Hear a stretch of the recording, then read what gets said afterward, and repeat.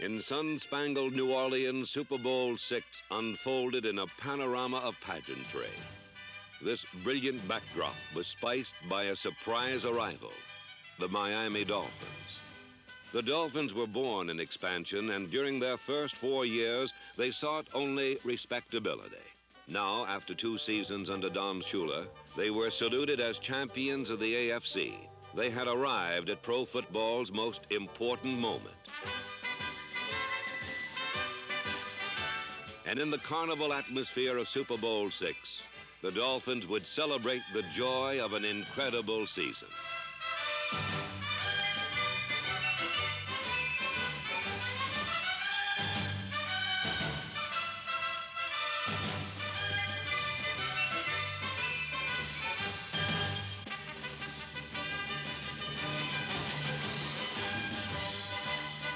While the Dolphins rode an emotional crest, their opponents readied themselves with somber resolve. For even in the midst of sunny celebration, the Dallas Cowboys were haunted by a troublesome past. A past one man felt more keenly than anyone else. In 1960, bright young Tom Landry was called to Dallas and given an expansion team. The Cowboys did not win a game in their first 12 tries. "I'll build a winner from the ground up," said Landry, and with draft choices like TCU's Bob Lilly, the ragtag look of expansion began to give way to order. In '61, they won their first game. In '63, they became competitive. In '65, they challenged for a division title, and in '66, they won it. They were ready to match dynasties with the Green Bay Packers in 2 successive championship games. The final play of both games shaped the course of pro football in the '60s. Green Bay a winner, Dallas a loser. Next, the Cleveland Browns would foil 2 Cowboy seasons with crushing playoff victories, sparked by a brilliant young wide receiver named Paul Warfield. In 1970, Dallas finally reached the Super Bowl, only to have the Baltimore Colts deliver another last-second defeat. 5 consecutive division championships, 5 consecutive failures. They were labeled loser, a team with a Roman appetite for victory without the Spartan will to sacrifice for it. The Cowboys listened to the labels as they began to doubt themselves. And so a team with 61 wins in 6 years became best known for its defeats.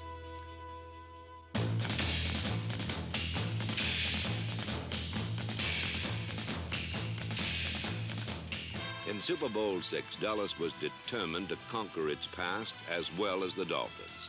The match was set. 2 teams up from expansion. One bred in the NFL, the other with its roots in the AFL. 2 teams which had never met, one out to earn the title of champion, the other trying to shed the label of loser.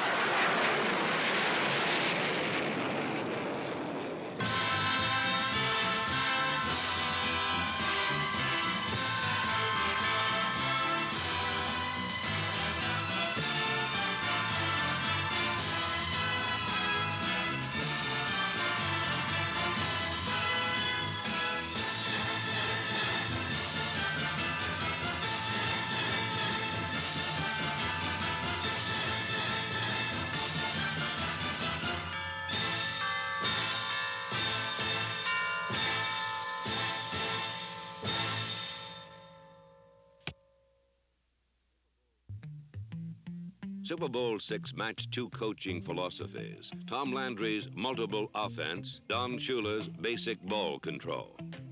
Over the years, the precision of the Cowboy offense has not altered. But in 1971, the synchro mesh of the Dallas attack added some salty dog, the Dodger, Roger Staubach.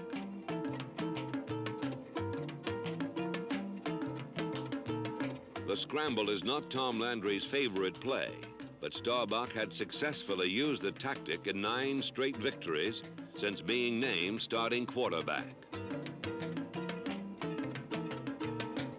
Today, Starbuck's shoulder shaking would lead him down a dead-end alley of Dolphins.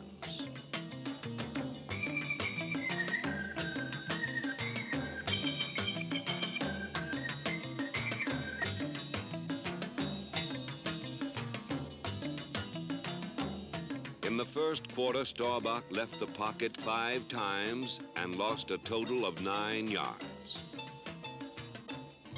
While Dallas searched for its game legs, Miami came out ready to roll. At quarterback, Shula had reformed scrambler Bob Greasy, now disciplined to direct a basic ground game with Larry Zonka and 21 Jim Kick, a matched set of power backs. Early in the game, one play personified Shula's method. Kick cut down the backer. Guard Larry Little blew out the corner. Zonka shed a tackle, and Miami became the first team to cross the 50.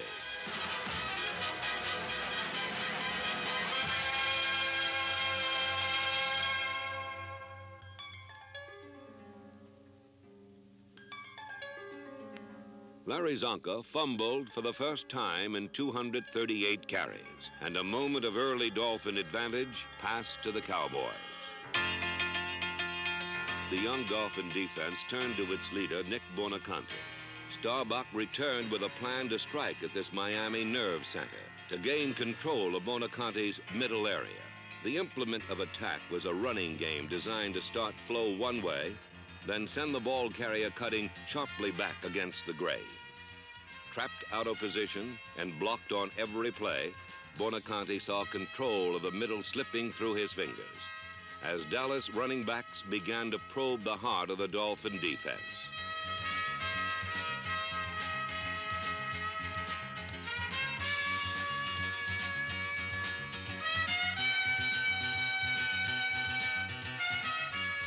The Dolphins finally held, and Dallas settled for a Mike Clark chip shot and a 3-0 first quarter lead. A Miami mistake had been converted into a Dallas score.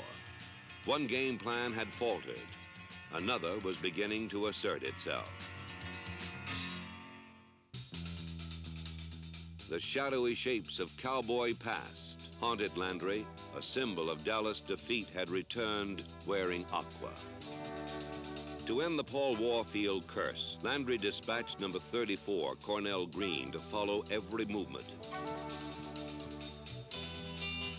to track him from sideline to sideline and cut off every inside route.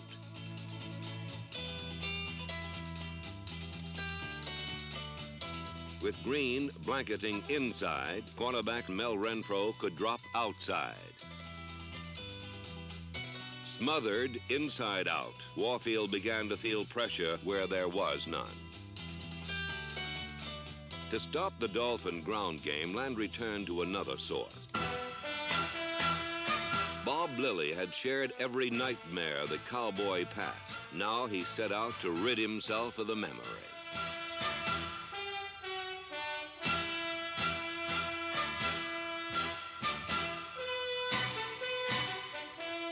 Lilly, the intimidator, breaking down Miami's plan of control, and then pursuing it into all-out retreat.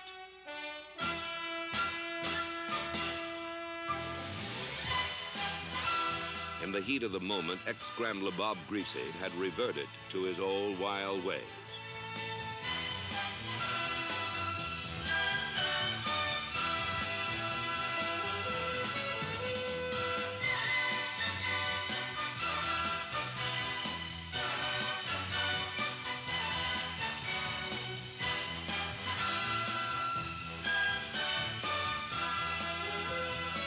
Greasy's 29-yard loss was a dramatic evidence of the trend of Cowboy domination, but a less obvious pattern of control was being established along the front lines.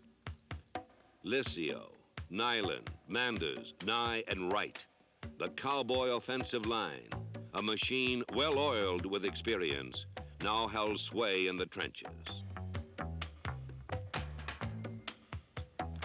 With clockwork precision, holes were pried open, and Walt Garrison popped through.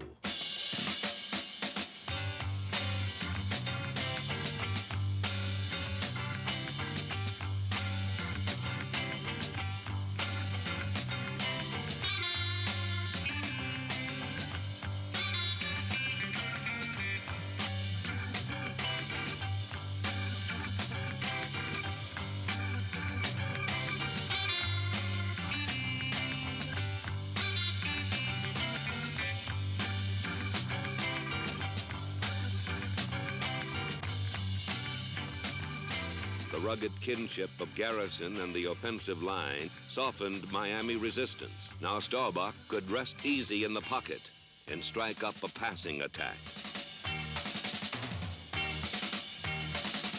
Still, something was missing, and for that something, Staubach needed to look no further than his own huddle. Number 19, Lance Allworth, was ready, but he had spent a frustrating first quarter running roughshod through the Dolphins' zone while Staubach scrambled.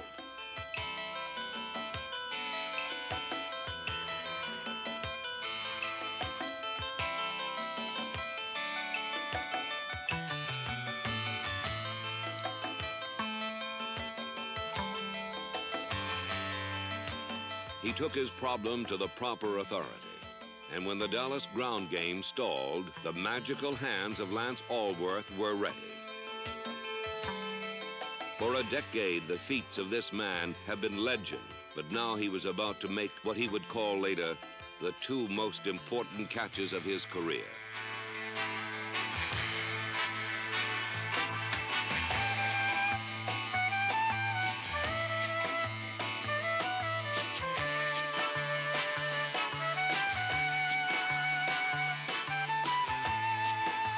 On Allworth's first catch, he once again wove his way to the open area of the zone. On the second, his quick feet tapped out touchdown. A super receiver had finally found a fitting showcase for his skills. Allworth's touchdown gave Dallas a 10-0 lead with less than 2 minutes remaining.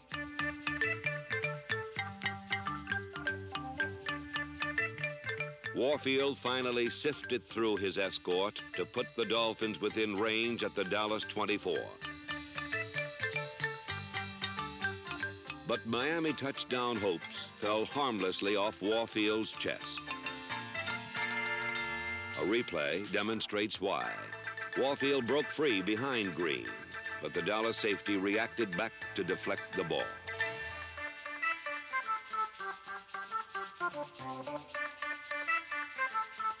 Time was short, and Miami called on its tiny Cypriot hero, Garo Yepremian, to salvage 3 points. Miami had demonstrated its quick striking capabilities, and in a half dominated by Dallas, the Dolphins left the field still in contention 10-3. The second half opened with tactical maneuvers on both sides. Shula and Bonaconte discussed means to seal the middle, while Landry planned counteraction. Miami sensed the importance of this first series. Hold or be swallowed up. Bonaconte rooted in and tackled Manny Fernandez stacked over center.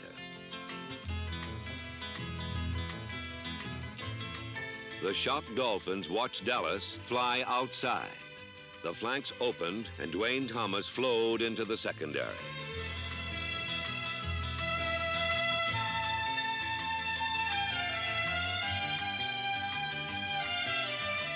When Miami scrambled to adjust, Landry sent in a fake pitch flanker reverse, and Bob Hayes flashed for 16 more yards. Then back to Thomas to weave his way home.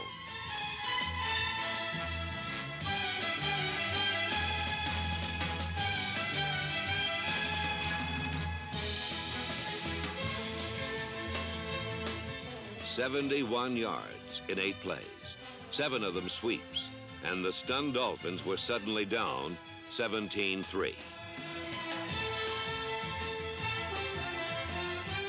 The quick Cowboy success was accepted without celebration.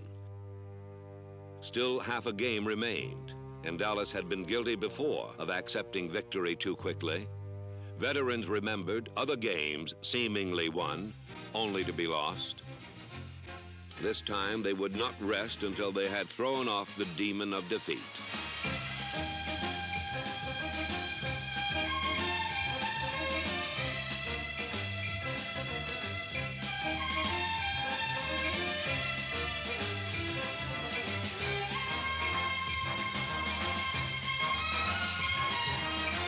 Thomas, Garrison, Calvin Hill, and the offensive line plundered the Dolphins for a Super Bowl record 252 yards rushing. And Staubach settled into his role of captain with easy confidence.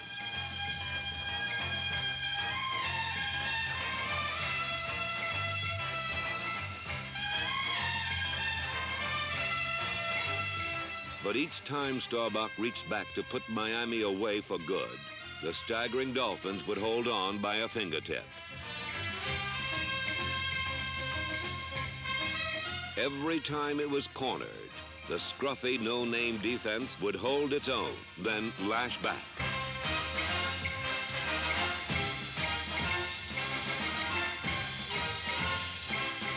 The Cowboy offense controlled the game but could not put it away.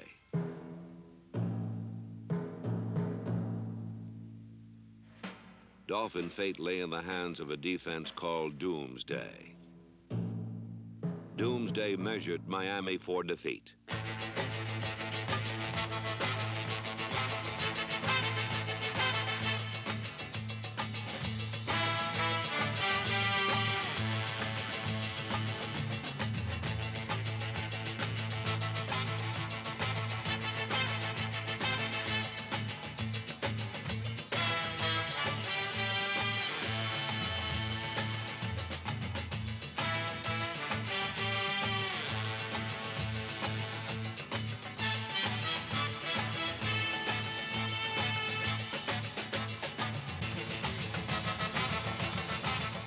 With all its tools of victory depleted, the hour had grown late, very late for Miami. And now Doomsday would end the dream for good, with another veteran of past failure, Chuck Howley, accepting the honors.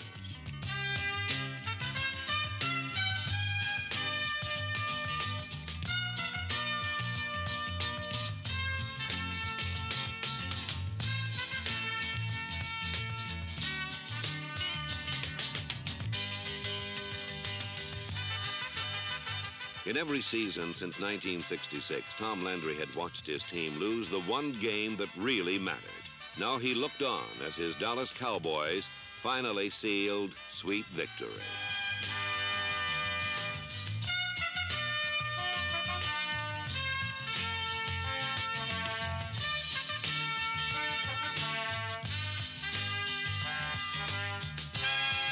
Dallas led 24-3. And for the first time in their history, the crown fit. The hour had grown late, and the joyous trumpet blasts of Miami's arrival were now silent. The bright orange balloon of Miami's season had descended. The high crest of emotion now shrunken hard in the cold afternoon sun.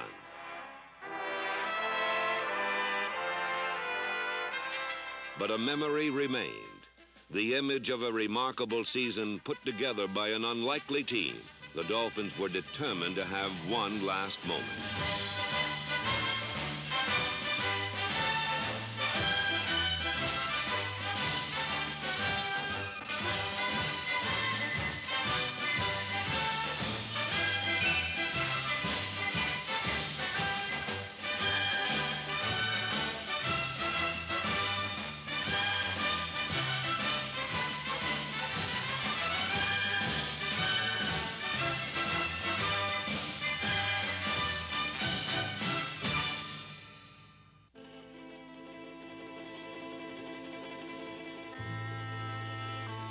Miami's last drive ended as had its first, and the domination was complete.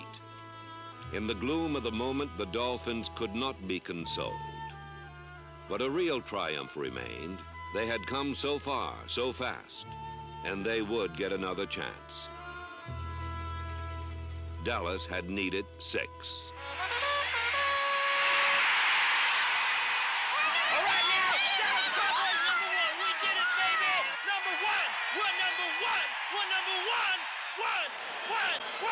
Champions, number 1, Dallas Cowboys.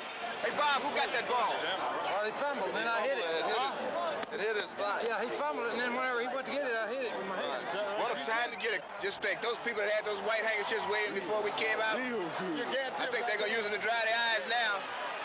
Look at them. Dry your eyes and weep. We're number one. Hey, let's get better now. We'll improve out here in the next couple series. Let's go. Yeah, we're in good shape now. All we have to do now is just hold the ball. Yeah, that we got one solid quarter running tough, baby. Running tough. Ready? Set. Hut you, hut you, hut you.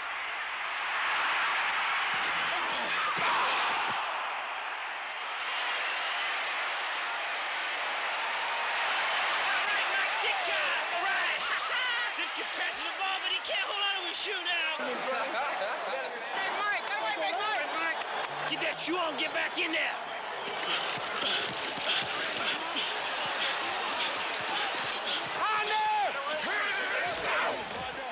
Did we get enough? Looks like it. First down, dynamite. Get back in there. Go, Cal. Turn it up. Go, Cal. Run, baby, run!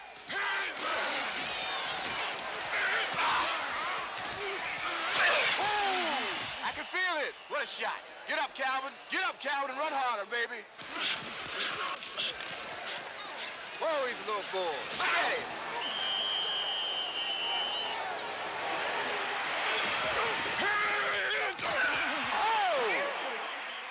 Come on, official. Late hit. You know it was a late hit.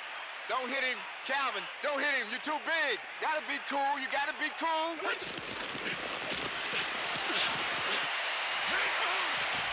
Get in there, get in there, get in there. Take it in. All right. Woo!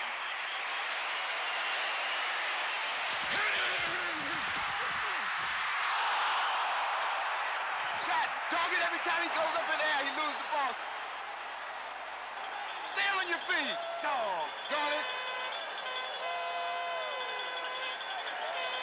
That's okay. A fumble doesn't hurt us. We got the game. Hey, Walt. Wow, man, what happened? My tongue. Your tongue? I guess you realize now this is a pretty rough game. Or either that or you just keep your tongue in your mouth. All right. Ooh, man. Finally. Oh. What do you think, Coach? I think it's pretty nice. Congratulations. Really happy. Hurry up, Mike! And we're finally number one. All right. Woo! Number one.